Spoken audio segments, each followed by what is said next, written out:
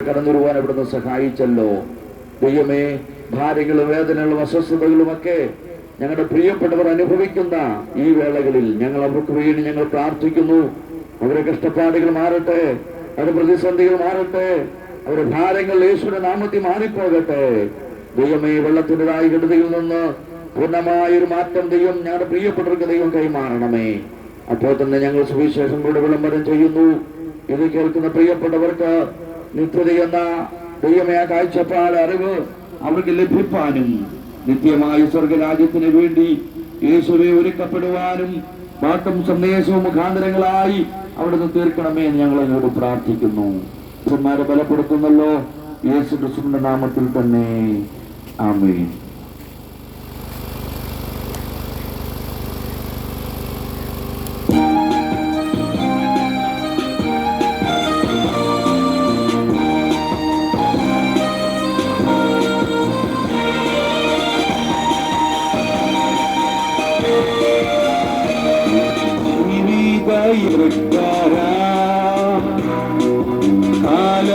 കാലൈകളെങ്ങോട്ട്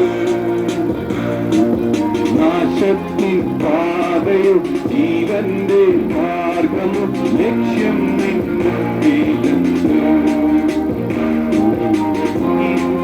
പാതയും ജീവന്റെ മാർഗമും ലക്ഷ്യം നിന്നിലെന്ത്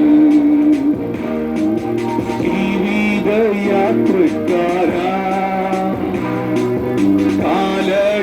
കാലടികളെങ്ങോട്ട് നാശത്തിൻ പാതയോ ജീവന്റെ മാർഗമോ ലക്ഷ്യം നിന്നിലെന്ത് നാശത്തിൻ പാതയോ ജീവന്റെ മാർഗമോ ലക്ഷ്യം നിന്നിലെന്ത്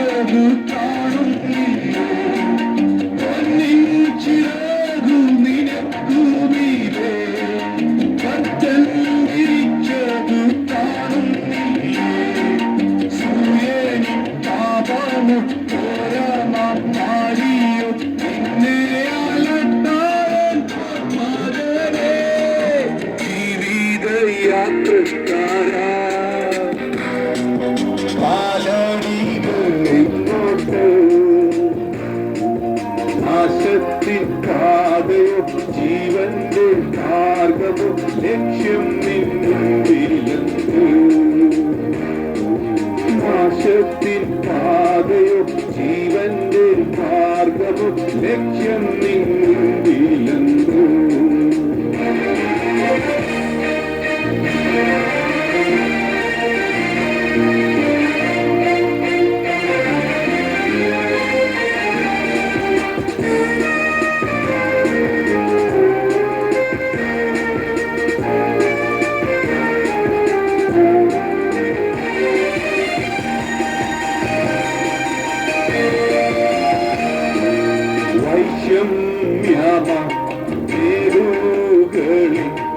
എങ്ങനെ നീ കടക്കും,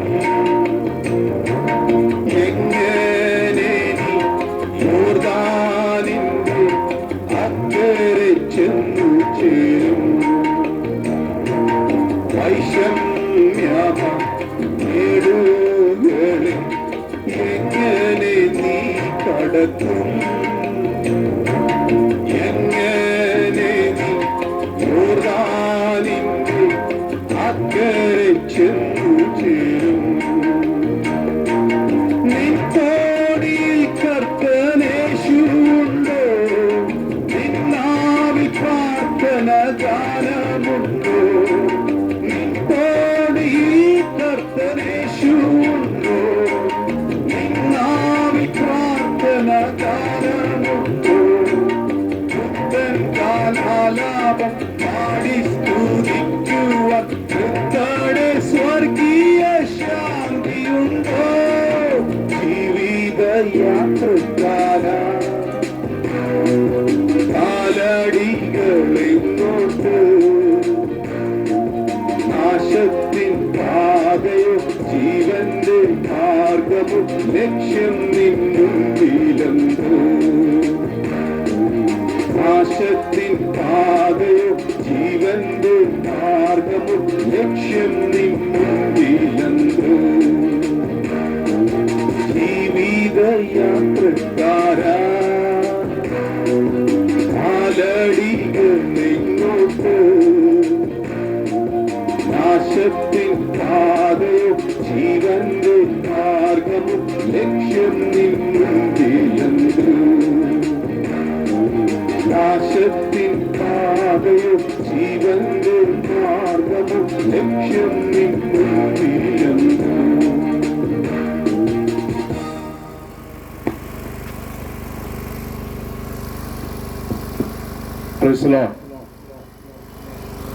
കർത്താവിന്റെ ധന്യമായിരിക്കുന്ന നാമം ഈ പകലിൽ വാഴ്ത്തപ്പെടുമാറാകട്ടെ. ഞങ്ങൾക്കൊന്നിച്ച് ഈ ദേശത്ത് കടന്നു വരുവാനും യേശുക്രിസ്തുവിനെ കുറിച്ചുള്ള നിർമ്മലമായിരിക്കുന്ന സുവിശേഷം നിങ്ങളോട് പങ്കുവയ്ക്കുവാൻ സർവകൃപാലുവായിരിക്കുന്ന ദൈവം ഞങ്ങൾക്ക് ഒരുക്കിത്തുന്ന നല്ല സാവകാശത്തെ ഓർത്ത് കർത്താവിന് സ്തോത്രം ചെയ്യുന്നു, ദൈവത്തെ മഹത്വപ്പെടുത്തുന്നു. ഈ ശബ്ദപരിധിക്കുള്ളിൽ ദൂരത്തും ചാരത്തുമായി ഞങ്ങളെ ശ്രമിച്ചുകൊണ്ടിരിക്കുന്ന എല്ലാ മാന്യ ശ്രോതാക്കൾക്കും വേഗം ആഗമനം ചെയ്യുവാൻ പോകുന്ന യേശുക്രിസ്തുവിന്റെ നാമത്തിലുള്ള സ്നേഹബന്ധനത്തെ പ്രാരംഭത്തിൽ അറിയിക്കുന്നു. ഭൂലോകത്തിലെങ്ങും പോയി സകല സൃഷ്ടിയോട് സുവിശേഷം പ്രസംഗിക്കുവിനെന്ന യേശുക്രിസ്തുവിന്റെ വലിയ ആഹ്വാനത്തോടുള്ള ബന്ധത്തിലാണ് ഈ ദേശത്ത് ഇന്ന് പകൽക്കാലം ഞങ്ങൾ കടന്നു വന്നിരിക്കുന്നത്.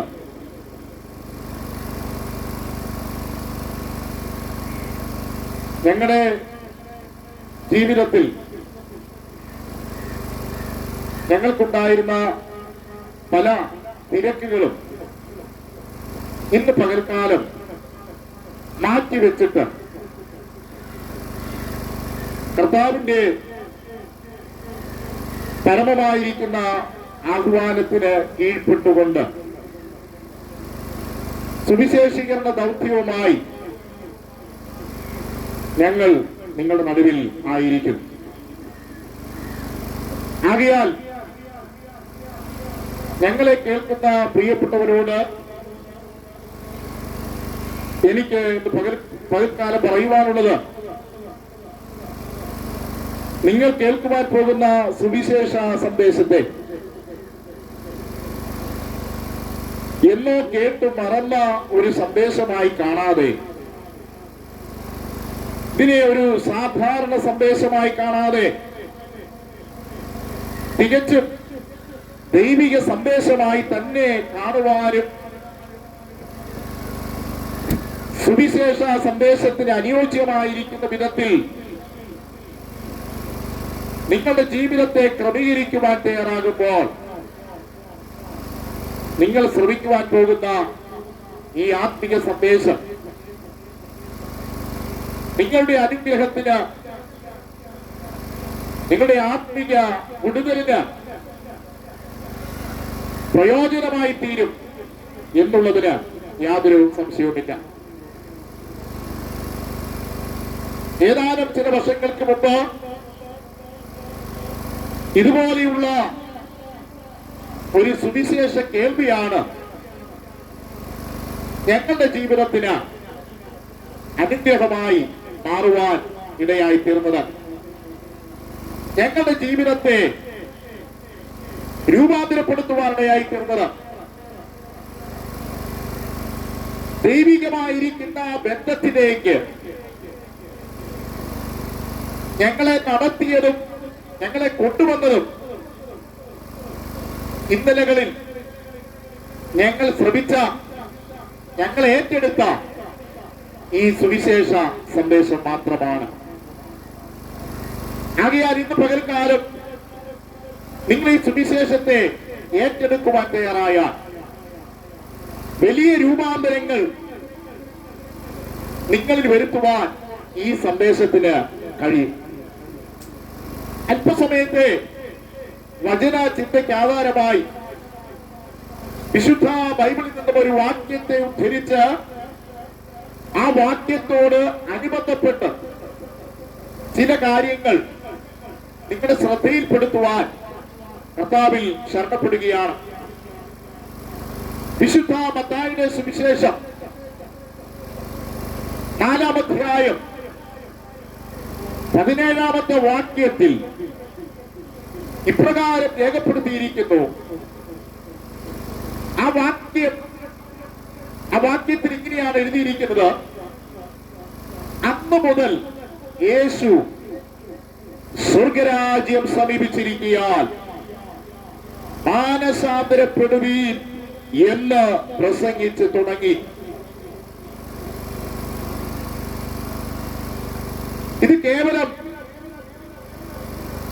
ഒരു മനുഷ്യന്റെ വാക്കുകളല്ല. സ്വർഗത്തിൽ നിന്നും ഈ താണഭൂമിയിലേക്ക് മനുഷ്യനായി വെളിപ്പെട്ടു വന്ന സാക്ഷാൽ ദൈവപുത്രന്റെ വാക്കുകളാണിത്. കർത്താവായിരിക്കുന്ന യേശുക്രിസ്തു തന്റെ പരസ്യ ശുശ്രൂഷയുടെ പ്രാരംഭ നാളുകളിൽ ഗലീലിയ, ദെക്കപ്പൊലി തുടങ്ങിയ ദേശങ്ങളിലൊക്കെ സഞ്ചരിച്ചുകൊണ്ട് താൻ ഉച്ചത്തിൽ ഘോഷിക്കുവാനിടയായി, ഞങ്ങൾ ഇവിടെ നിന്നുകൊണ്ട് ഈ തെരുവിൽ നിന്നുകൊണ്ട് സുവിശേഷം വിളിച്ചു പറയുന്നത് പോലെ ഇന്നേക്ക് 2000 വർഷങ്ങൾക്ക് മുമ്പ് സ്വർഗത്തിൽ നിന്നും താണഭൂമിയിലേക്ക് മനുഷ്യനായി വെളിപ്പെട്ടു വന്ന കർത്താവായ യേശുക്രിസ്തു ഗലീല ദേശങ്ങളിലൊക്കെ ചുറ്റി സഞ്ചരിച്ചുകൊണ്ട് താൻ ഇപ്രകാരം ഉച്ചത്തിൽ ഘോഷിച്ചു, താൻ ഇപ്രകാരം പ്രസംഗിക്കുവാനിടയായി: സ്വർഗരാജ്യം സമീപിച്ചിരിക്കാൻ മാനസാന്തരപ്പെടുവീൻ.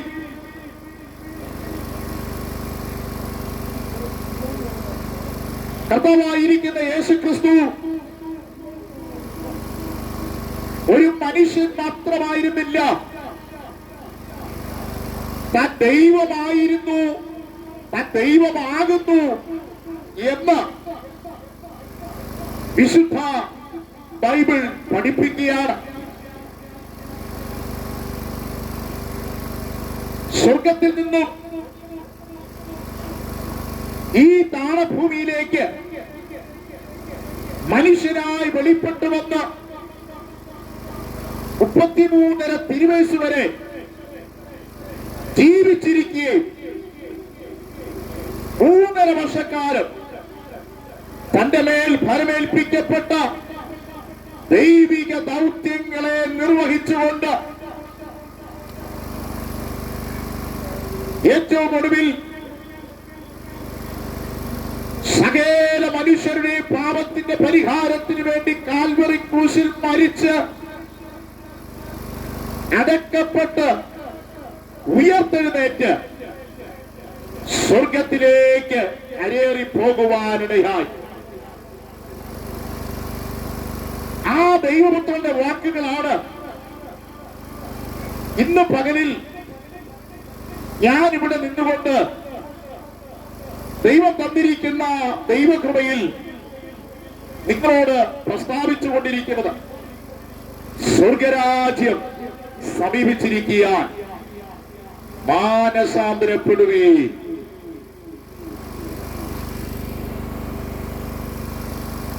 ഈ ലോകത്തിന് ഒരു ആരംഭമുണ്ടെങ്കിൽ ഈ ലോകത്തിനൊരു അവസാനമുണ്ട്. ഒരു ഉദയമുണ്ടെങ്കിൽ ഒരു അസ്തമനമുണ്ട്. എന്നാൽ അസ്തമനമില്ലാത്ത, അവസാനിക്കാത്ത, നിലനിൽക്കുന്ന ഒരു രാജ്യത്തെ കുറിച്ച് കർത്താവായിരിക്കുന്ന യേശുക്രിസ്തു പ്രസ്താവിക്കുക. ആ രാജ്യം ഏതെന്ന് ചോദിച്ചാൽ അത് സ്വർഗരാജ്യം മാത്രമാണ്. സ്വർഗരാജ്യം നിലനിൽക്കുന്ന രാജ്യമായതുകൊണ്ട്, അത് നിത്യമായ രാജ്യമായതുകൊണ്ട്, ഒരിക്കലും അവസാനിക്കാത്ത രാജ്യമായതുകൊണ്ട് യേശു വിളിച്ചു പറയുവാനിടയായി, ഈ ലോകരാജ്യം അസ്തമിക്കുവാൻ പോകുന്നു. ഈ ലോകത്തിനൊരു അവസാനമുണ്ട്. എന്നാൽ നിലനിൽക്കുന്ന ഒരു രാജ്യം ഈ ലോകത്തിനപ്പുറത്തുണ്ട്. അത് സ്വർഗരാജ്യമാകുന്നു. ലോകത്തിലായിരിക്കുന്ന ഓരോ മനുഷ്യന്റെയും ജീവിതം മരണം കൊണ്ട് അവസാനിക്കുന്നില്ല. മരണത്തിനപ്പുറത്ത് മനുഷ്യന് വേണ്ടി രണ്ട് നിത്യത ഒരുക്കിയിട്ടുണ്ടെന്ന് വിശുദ്ധ ബൈബിൾ പഠിപ്പിക്കുകയാണ്. ഒന്ന് നിത്യമായിരിക്കുന്ന സ്വർഗം, മറ്റൊന്ന് നിത്യമായിരിക്കുന്ന നരകം. എന്നാൽ സകല മനുഷ്യർക്കും വേണ്ടി സർവശക്തനായ ദൈവം ഒരുക്കിയിരിക്കുന്ന നല്ല നിത്യതയാണ് സ്വർഗരാജ്യം എന്ന് പറയുന്നത്. ഭൂമിയിലായിരിക്കുന്ന സകല മനുഷ്യരും ഈ സ്വർഗരാജ്യം പ്രാപിക്കുവാൻ ദൈവം ആഗ്രഹിക്കുന്നു. ആരും നിത്യ നരകത്തിൽ തള്ളപ്പെടുവാൻ ദൈവം ആഗ്രഹിക്കുന്നില്ല.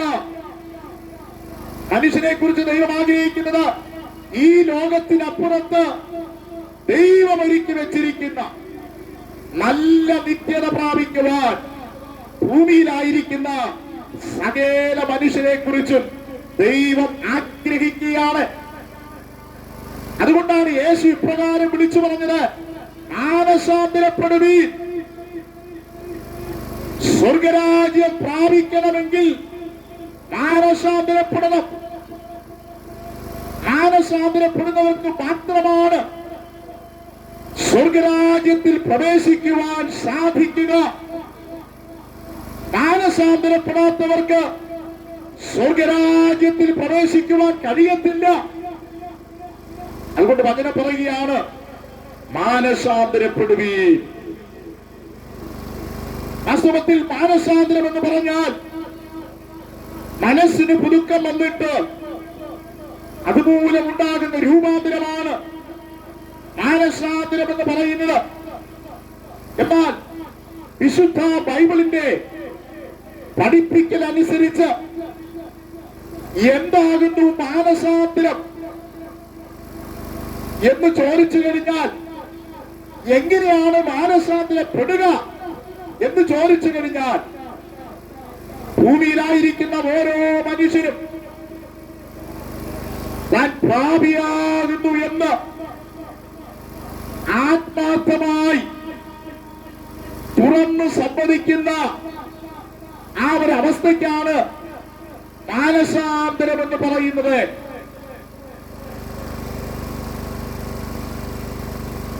താനൊരു പാപിയാകുന്നു എന്ന് ഈ ഭൂമിയിലായിരിക്കുന്ന ഏതെങ്കിലും ഒരു മനുഷ്യന് തുറന്നു സമ്മതിക്കുവാൻ കഴിയണമെങ്കിൽ ക്രൂശിലേക്ക് നോക്കണം.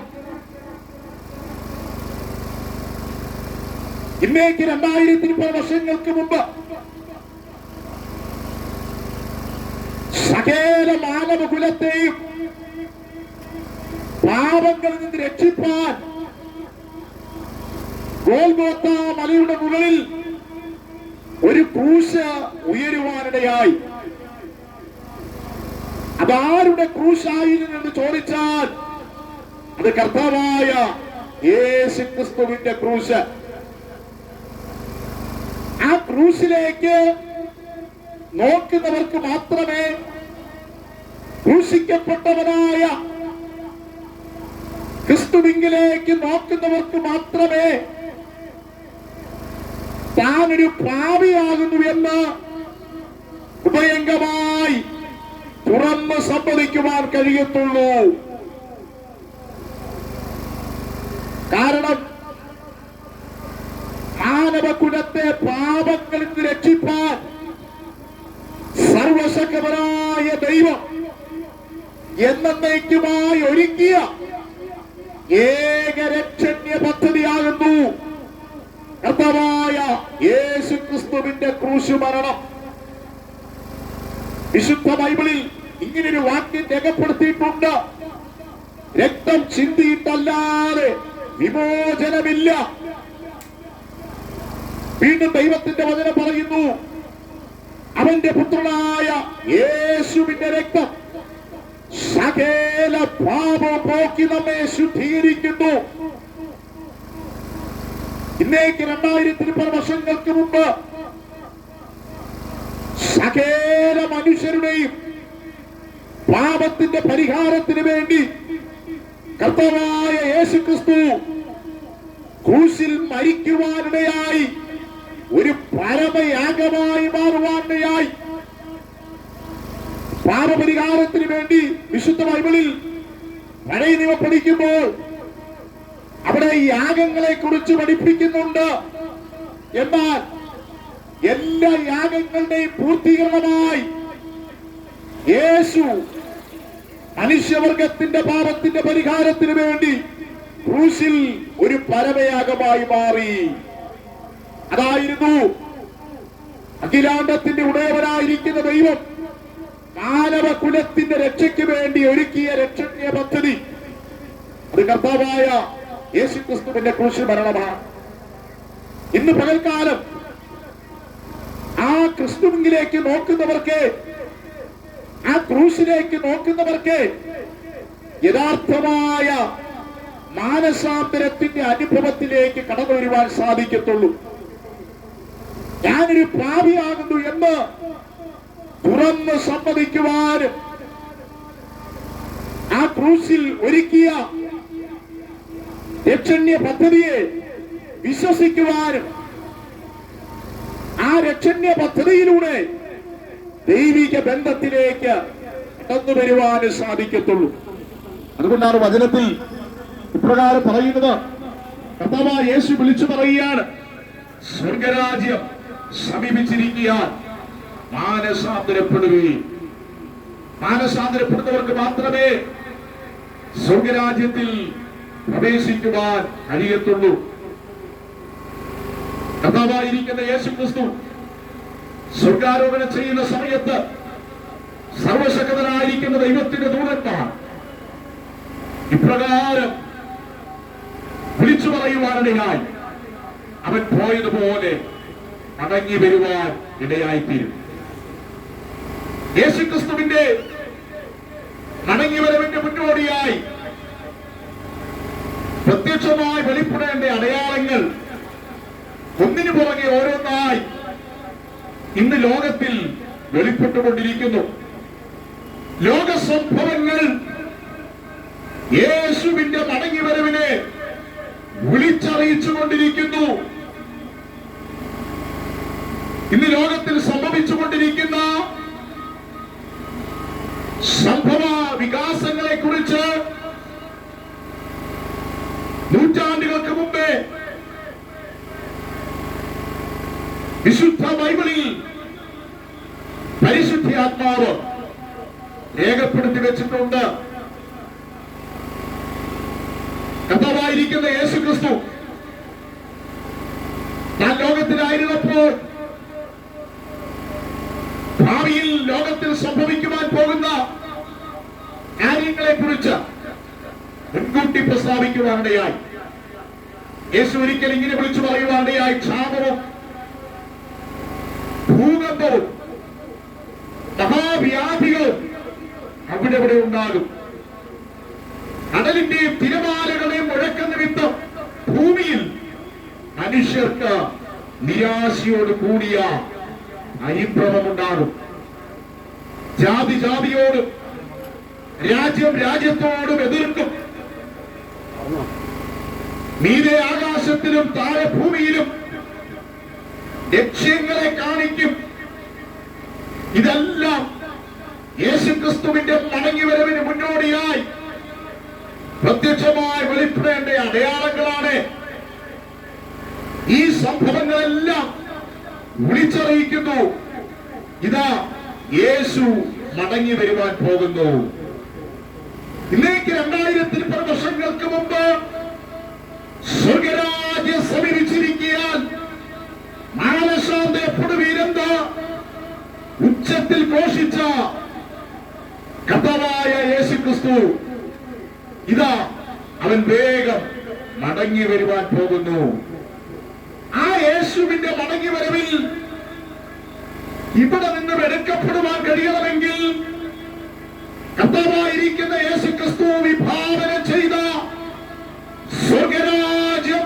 സ്വർഗരാജ്യത്തിൽ പ്രവേശിക്കുവാൻ കഴിയണമെങ്കിൽ, ആ സ്വർഗരാജ്യം പ്രാപിക്കുവാൻ കഴിയണമെങ്കിൽ ദൈവം നൽകിയിരിക്കുന്ന ഈ ആയുസ്സിൽ യഥാർത്ഥമായി മാനസാന്തരപ്പെട്ടാൽ മാത്രമേ അത് സാധ്യമാകുകയുള്ളൂ.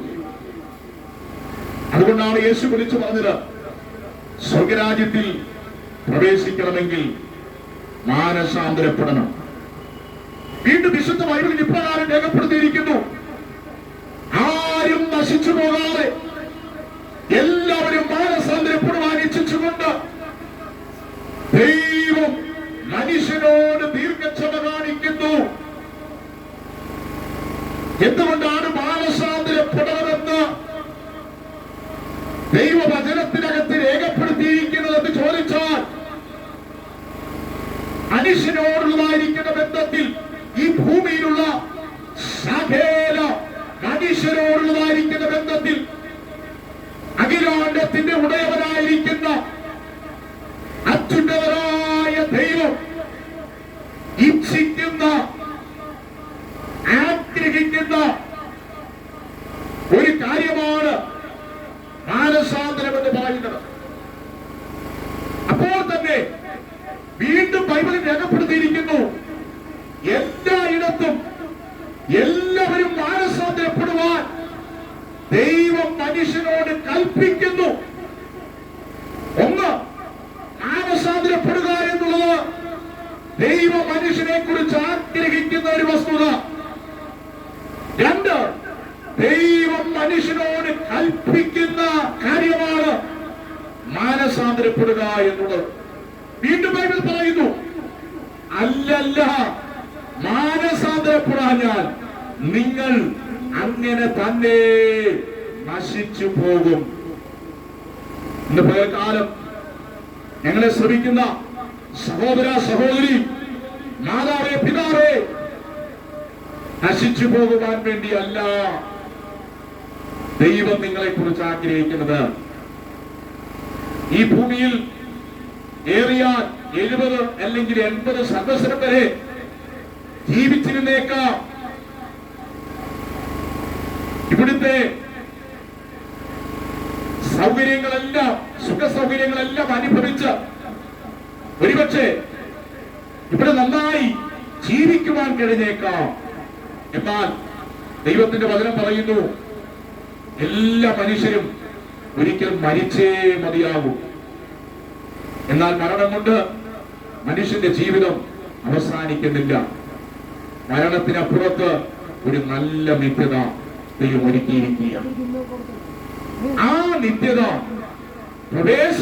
ആ നിത്യതയിൽ പ്രവേശിക്കണമെന്ന്, ആ നിത്യത പ്രാപിക്കണമെന്ന് ദൈവം എല്ലാവരെ കുറിച്ചും എല്ലാ കാലങ്ങളിലും ആഗ്രഹിക്കുന്ന വസ്തുതയാണ്.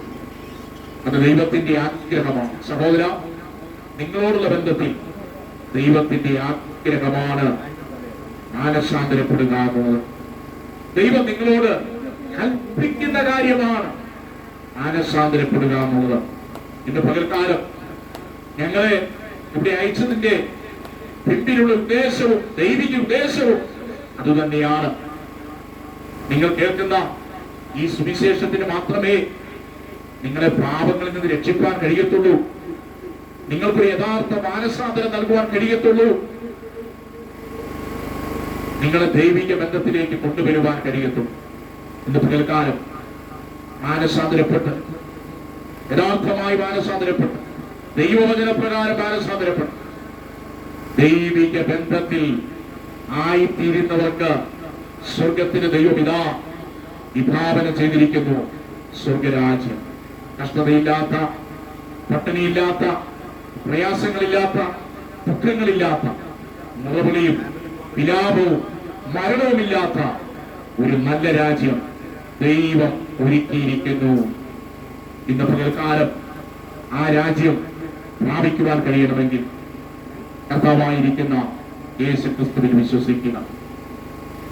2000 വർഷങ്ങൾക്ക് മുമ്പ് ദൈവം ഒരുക്കി വെച്ചിരിക്കുന്ന രക്ഷണ്യ പദ്ധതിയാകുന്ന യേശു ക്രിസ്തുവിൽ വിശ്വസിക്കുവാൻ തയ്യാറാകും. ഇന്നേക്ക് 2000 വർഷങ്ങൾക്ക് മുമ്പ് യേശു ക്രൂശിൽ മരിച്ചത് എന്റെയും കൂടെ പാപത്തിന്റെ പരിഹാരത്തിന് വേണ്ടി ആയിരുന്നു എന്ന് ഇന്ന് പകൽക്കാലം ഒന്ന് വിശ്വസിക്കുവാൻ തയ്യാറാകുക. ആ യേശുവിനെ രക്ഷിതാവാൻ, കർത്താവാൻ നിങ്ങളുടെ ഹൃദയത്തിലേക്ക് സ്വീകരിക്കുവാൻ തയ്യാറാകുമ്പോൾ, കർത്താവേ, ഞാനും ഒരു പാപിയായ മനുഷ്യനാകുന്നു, എന്റെ പാപത്തിന് വേണ്ടിയാണ് അവിടുന്ന് മരിച്ചതെന്ന് ഞാൻ വിശ്വസിക്കുന്നു എന്ന് നിങ്ങൾ ഹൃദയമായി പറയുമ്പോൾ യഥാർത്ഥമായ മാനസാന്തരത്തിന്റെ അനുഭവത്തിലേക്ക് നിങ്ങൾക്ക് കടന്നു വരുവാൻ സാധിക്കും. ആ യഥാർത്ഥമായിരിക്കുന്ന മാനസാന്തരത്തിന്റെ അനുഭവം യഥാർത്ഥമായ ദൈവിക ബന്ധത്തിലേക്ക് നിങ്ങളെ കൊണ്ടുവരുവാൻ ഇടയായിത്തീരും.